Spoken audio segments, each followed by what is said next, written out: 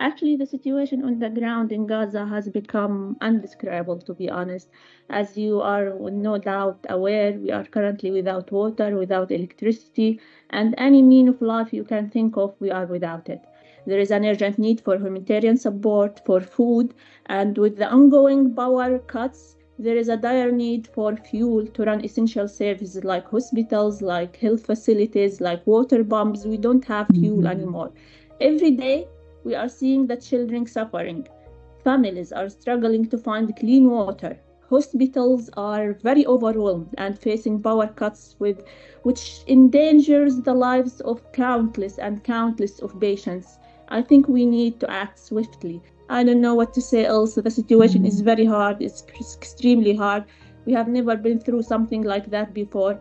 But I thank you here for availing the time to listen to us and hear from us. And I really hope that an action can be made, at least to alleviate some of the suffering that we are actually witnessing right now. Thank you so much.